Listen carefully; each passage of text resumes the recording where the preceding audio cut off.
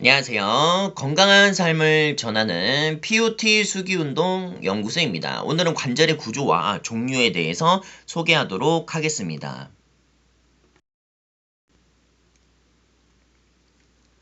관절의 구조와 종류를 보면은 우리 몸에는 약 206개의 뼈가 존재하며 이 뼈들이 서로 연결되어 다양한 움직임을 만들어냅니다. 뼈와 뼈를 연결하는 부위를 관절이라고 하며 관절이 있기 때문에 우리는 걷고 뛰고 앉고 물건을 잡는 등 다양한 활동을 수행할 수 있습니다. 만약 관절이 없다면 우리 몸은 하나의 단단한 구조물처럼 되어 자유로운 움직임이 불가능할 것입니다. 오늘 관절이 어떤 구조로 이루어져 있는지, 관절은 어떤 종류로 나누어져 있는지, 그리고 관절이 움직일 때 내부에서 어떤 운동이 일어나는지에 대해서 소개하도록 하겠습니다.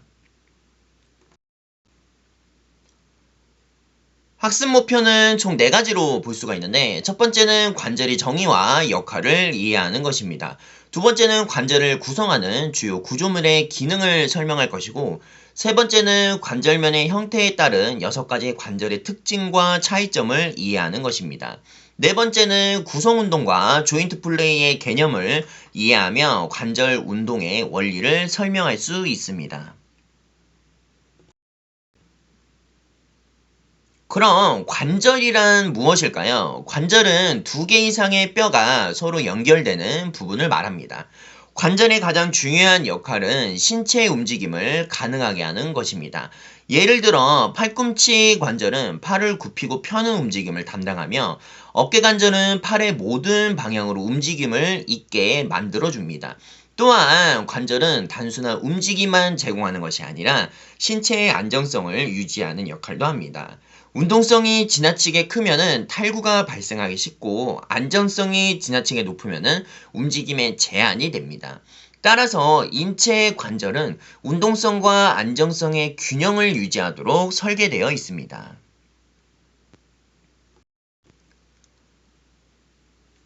그럼 관절의 기본 구조를 볼 수가 있는데 관절은 여러 조직이 모여 하나의 기능적인 단위를 형성합니다. 먼저 관절 머리와 관절 오목이 만나 관절을 형성합니다. 관절면은 관절 연골로 덮여 있는데 관절 연골은 마찰을 줄이고 충격을 흡수하는 역할을 합니다. 관절 전체를 둘러싸고 있는 구조를 관절 주머니라고 합니다. 관절 주머니 안쪽에는 윤활막이 있으며 윤활막에는 윤활액을 분비합니다.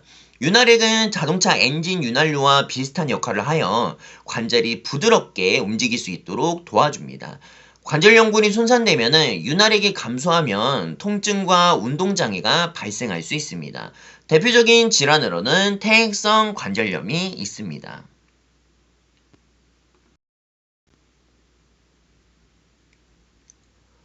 그래서 이제 관절의 분류 기준을 볼 수가 있는데 관절은 관절면의 모양에 따라 종류도 다양합니다. 관절 머리에 관절 오목 모양이 다르면 움직임 방향과 범위도 달라집니다. 예를 들어 어깨 관절은 공 모양으로 이제 관절 머리를 가지고 있어 자유로운 움직임이 가능하지만 팔꿈치 관절은 겸처 모양으로 있기 때문에 굽힘과 펴 운동만 가능합니다. 이처럼 구조가 기능을 결정하는 것이 관절의 가장 큰 특징입니다. 관절의 형태를 이해하면 왜 특정 관절은 많은 움직이고 왜 어떤 관절은 안정성이 높은지를 쉽게 이해할 수 있습니다. 그래서 오늘 관절의 종류를 보면은 구관절, 경척관절, 두용기관절, 타원관절, 안장관절, 중세관절 6가지 관절에 대해서 한번 하나씩 소개하도록 하겠습니다.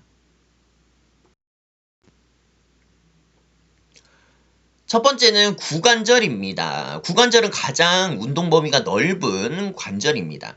관절머리가 둥근 공인 모양으로 있으면 관절 오목은 이를 감싸는 그릇 모양으로 하고 있습니다. 3차원적인 움직임이 가능하기 때문에 다축성 관절이라고도 부릅니다. 구관절은 굽힘, 편, 벌림, 모음, 안쪽 돌림, 가쪽 돌림, 원운동 등 거의 모든 움직임을 수행합니다. 대표적인 예는 어깨관절입니다. 어깨관절은 운동성이 매우 뛰어나지만 상대적으로는 안정성이 낮아 탈구가 자주 발생하는 관절이기도 합니다. 특히 야구 선수나 수영 선수처럼 어깨 사용이 많은 사람은 어깨관절의 안정성을 유지하기 위한 근력 강화 운동이 중요합니다.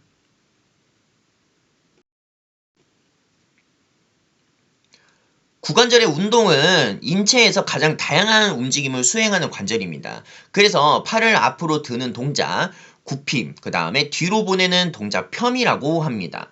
팔을 옆으로 들어 올리는 벌림, 그 다음에 몸통 쪽으로 모으는 이제 모음입니다. 또한 팔의 안쪽이나 가쪽으로 이제 회전시키는 움직임, 가쪽 회전, 그 다음에 안쪽 회전을 우리가 가능합니다. 이러한 움직임이 복합적으로 이루어진 면은 이제 이제 서컴덕션이라 해서 원을 이제 운동할 수 있는 회전 운동이 발생합니다. 이제 구관절은 다양한 움직임을 제공하기 때문에 그만큼 관절 주머니와 인대에 의존하는 부분이 많기 때문에 손상 위험성도 많습니다. 그래서 어깨 구조물 자체가 안정성에 취약하기 때문에 한번 손상이 되면은 어깨 관절을 좀 더 회복하기가 정말 많이 어렵습니다. 그렇기 때문에 어깨 관절은 부상을 당하지 않도록 잘 관리해야 되고 주변에 있는 어깨 안정화에 관련된 근육들을 잘 키워주면서 어깨 부상을 최대한 예방해 주는 것이 좋습니다. 그렇기 때문에 운동 전에는 충분한 스트레칭과 그 다음에 평소에는 근력 강화 운동을 통하여 어깨 통증을 예방하는 방법을 중요할 것입니다. 그 다음에 이제 절구관절인데, 절구관절은 좀 확장본인데, 절구관절은 구관절의 한 종류로 분류되지만, 일반적으로 구관절보다 안정성이 더욱 강화된 형태라고 이제 책에서는 나와 있습니다. 구관절은 운동 범위가 매우 넓은 대신 탈구가 쉽게 발생할 수 있는데, 절구관절은 관절 오목이 깊어 관절 머리를 더욱 단단하게 감싸고 있습니다. 절구라는 이름은 이제 곡식을 찧을 때 사용되는 절구통 형태와 비슷하다고 해서 붙여진 이름입니다. 그래서 이제 대표적인 예는 고관절, 즉 엉덩관절입니다. 고관절은 이제 상체의 체중을 지탱하며 걷기, 달리기, 앉기, 일어서기 등 모든 하지 운동에 관여를 합니다. 특히 고관절은 안정성에 매우 중요합니다. 만약 고관절이 어깨관절처럼 불안정하다면 체중을 지탱하기가 어려울 것입니다. 따라서 인체는 고관절의 관절 오목을 깊게 만들어 안정성을 더욱 높였습니다. 운동 범위는 어깨관절보다는 적지만 체중 부하의 능력은 훨씬 더 뛰어납니다. 노화가 진행되면 고관절 연골이 마모되어 퇴행성 관절염이 발생할 수 있으며 심한 경우 인공관절 치안수를 시행되기도 합니다.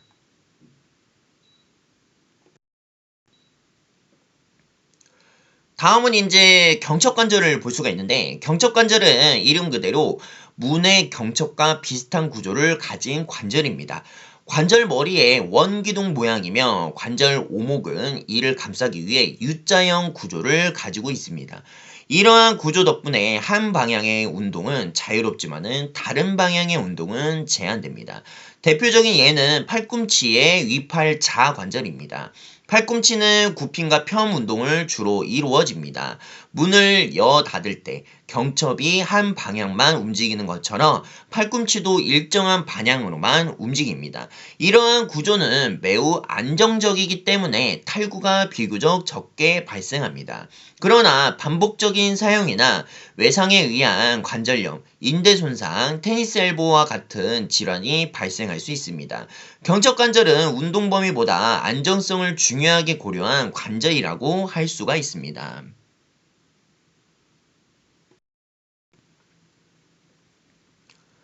다음은 이제 두흉기 관절인데 좀 확장본인데 두흉기 관절은 두 개의 둥근 이제 관절면이 서로 짝을 이루어 움직이는 관절 형태입니다. 움직임이 마치 요람이 흔들리는 것과 비슷하여 요람 관절이라고도 불린다고 합니다. 대표적인 예는 무릎 관절과 턱 관절입니다. 무릎 관절은 단순한 경첩 관절처럼 보이지만 실제로는 약간의 회전과 미끄러짐이 동반됩니다. 그래서 구조적으로는 두 용기 관절의 특성을 가지고 있습니다. 무릎은 체중을 지지하는 중요한 관절이므로 완전성과 운동성이 동시에 필요할 수 있습니다. 걷거나 뛰는 동안에 충격을 흡수하는 방향을 전환하는 역할도 수행하기도 합니다. 턱관절 역시 두 용기 관절에 속하며 음식을 씹거나 말할 때 중요한 기능을 담당합니다. 턱관절 장애가 발생하면 입을 벌리기 어렵거나 통증이 나타날 수 있습니다. 다음은 이제 타원 관절인데 타원 관절은 구관절과 유사하지만 관절 머리, 그러니까 이제 타원형처럼 일하는 이제 차이가 있습니다. 이제 따라서 운동 범위는 비교적 넓지만 회전 운동은 불가합니다. 대표적으로는 이제 손목 관절입니다. 손목은 앞뒤로 이제 굽히고 좌우로 움직일 수 있지만 어깨처럼 자유롭게 회전하지는 못합니다. 이처럼 타원 관절의 구조적 특징 때문에 타원 관절은 두 개의 축을 중심으로 운동이 가능하지만 이축성 관절이기도 합니다. 일상생활에서는 손목이 매우 자주 사용됩니다. 컴퓨터 작업, 이제 스마트폰 사용, 물건 들기 등 동작에서 지속적으로 사용되기 때문에 과사용 증후군이 발생합니다. 대표적인 질환으로는 이제 손목 터널 증후군과 건초염이 있습니다.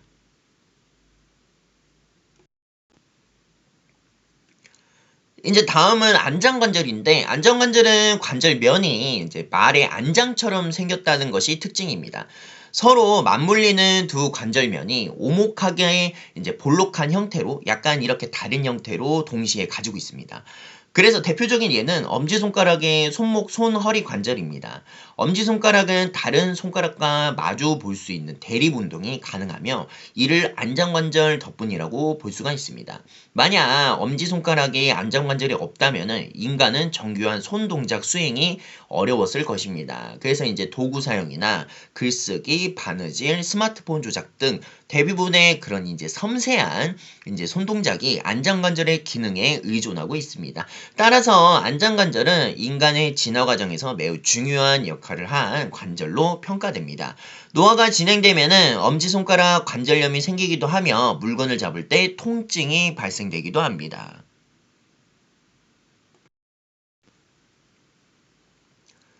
다음은 이제 중쇄관절인데 중쇄관절은 회전 운동에 특화된 관절입니다.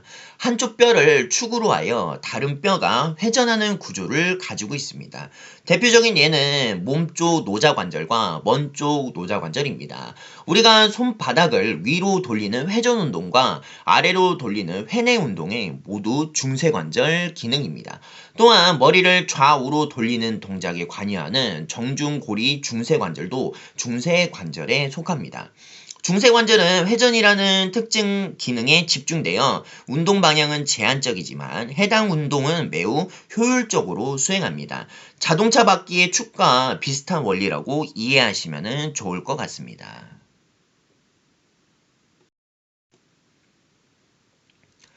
다음은 이제 편명관절인데 편명관절은 관절면이 거의 평평한 형태로 가진 관절입니다. 운동 범위는 매우 작고 주로 미끄러지는 운동만 가능합니다. 대표적인 예는 손목뼈 사이 관절과 척추의 돌기 사이 관절입니다. 개별 관절의 움직임은 매우 작지만 여러 개가 동시에 움직이면 상당한 운동 범위를 만들어낼 수 있습니다. 예를 들어 척추는 각 마디의 움직임은 작지만 전체적으로는 굽힘, 회전 등의 다양한 움직임을 수행할 수 있습니다. 편명관절은 안정성을 유지하면서 작은 움직임을 제공하는 역할을 합니다.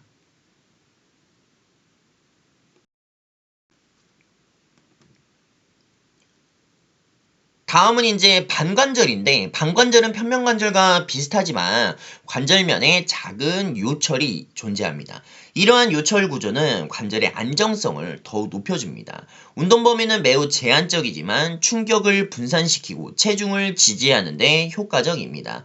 반관절은 큰 움직임을 만들기보다 안정적인 연결을 유지하는 것이 목적입니다.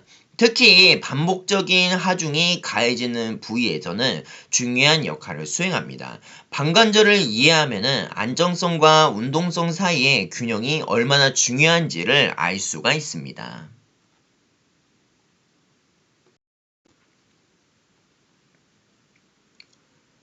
다음은 이제 구성운동인데 구성운동은 관절이 움직일 때 관절 주머니 내부에서 발생하는 미세한 상대 운동입니다. 겉으로 보기에는 단순히 팔이나 다리가 움직이는 것처럼 보이지만 실제 관절 내부에서는 매우 복잡한 운동이 이루어지고 있습니다.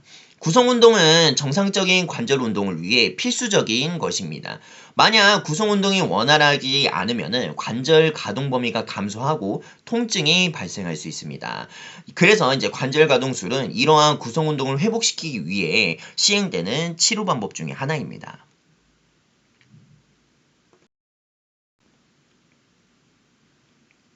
그래서 이제 구성 운동의 종류를 또 보면은 구성 운동은 크게 이제 미끄러짐, 굴림, 축회전으로 나누어져 있습니다. 미끄러짐은 한 관절이 다른 관절면에 위를 미끄러지듯 움직이는 것입니다. 굴림은 자동차 바퀴가 굴러가듯 움직이는 형태입니다. 축회전은 관절이 축을 중심으로 회전하는 운동입니다.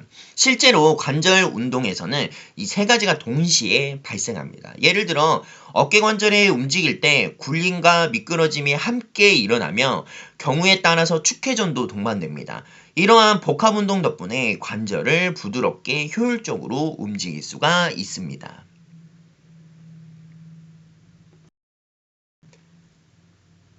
다음은 이제 조인트 플레이를 볼 수가 있는데, 조인트 플레이는 이제 관절의 유희 운동이라고 하며 환자가 스스로 만드는 운동이 아닙니다. 외부의 힘에 의해 발생하는 매우 작은 관절 운동입니다. 이제 그래서 이제 관절을 예를 들어서 전문가가 이제 평가하거나 치료할 때 자주 사용되는 개념이라고 볼 수 있습니다. 조인트 플레이는 견인, 압박, 미끄러짐, 굴림, 축회전이 포함됩니다. 이제 정상적인 이제 조인트 플레이가 존재해야 관절의 정상 가동 범위가 유지됩니다. 이제 조인트 플레이가 감소하면은 관절이 뻣뻣해지고 움직임이 제한될 수가 있습니다. 반대로 과도하면은 관절의 불안정성이 발생할 수 있습니다.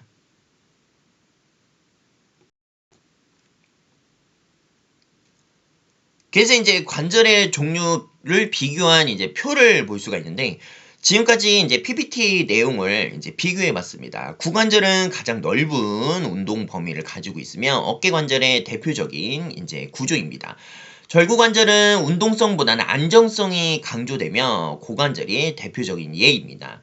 그래서 이제 경척관절은 또한 이제 한 방향의 운동에 특화되어 있으며 두흉기 관절은 안정성과 운동성의 균형을 이루어져 있습니다.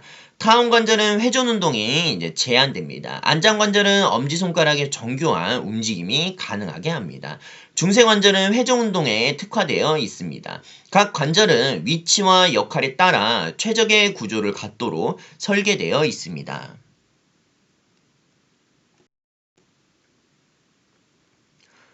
결론입니다. 오늘은 관절의 구조와 종류에 대해서 소개해 드렸습니다. 관절은 단순히 뼈를 연결하는 구조가 아니라 인체를 움직임에 가능하게 하는 핵심 기관입니다. 관절의 형태에 따라 운동 범위와 기능이 달라지며 각 관절은 인체 요구에 맞추어 특수하게 발달했습니다. 또한 이제 관절 운동에는 눈에 보이는 움직임뿐만 아니라 구성 운동과 조인트 플레이 같은 이런 미세한 운동도 존재한다는 사실을 이제 소개했습니다. 이러한 지식은 해부학, 운동학, 이제 그리고 스포츠 재활 같은 그 다음에 다양한 분야에서 기초가 됩니다. 그래서 이제 관절의 구조를 이해하면 이제 인체의 움직임의 원리를 더 깊이 이해할 수 있으며 이제 나중에는 이제 현장에서도 좀 어느 정도 도움이 될 것입니다. 오늘 내용은 책에 있는 내용을 소개해 드렸으며 간단하게 관절에 대해서 소개했습니다. 오늘 영상이 좋으셨다면 구독과 좋아요도 부탁드리겠습니다. 시청해 주셔서 감사합니다.